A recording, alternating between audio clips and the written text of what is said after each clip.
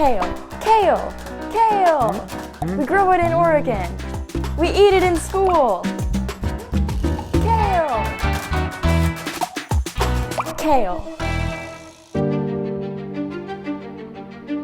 My name is Annie, and I guess you could say I like to read a lot.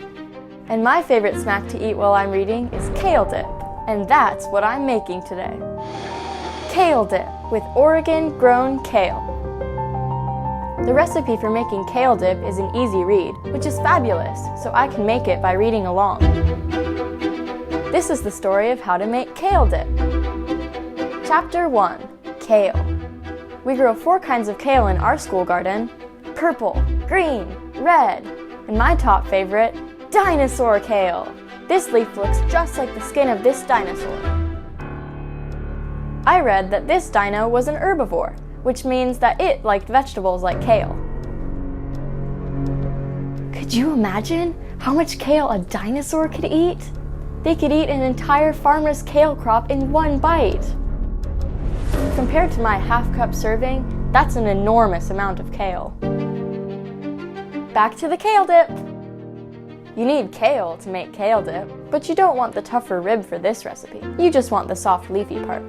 Remove all the ribs, then roll the soft leaves into a ball and cut the ball of kale into thin strips.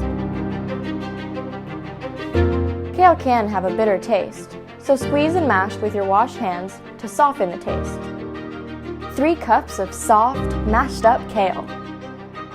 Sauté the mashed kale in a hot pan with a ½ teaspoon of oil. Yum! And then let it cool, let it cool, let it cool. Blending time! 1 cup of low-fat cottage cheese, 1 clove of garlic, 1/8 teaspoon of salt, ½ teaspoon red pepper flakes, 1 tablespoon lemon juice.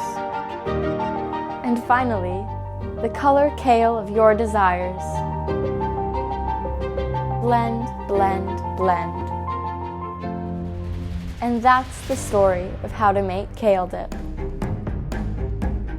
And now it's time to cozy up with my kale dip snack and see what happens next in my book. To learn more about kale, search Oregon Harvest for Schools.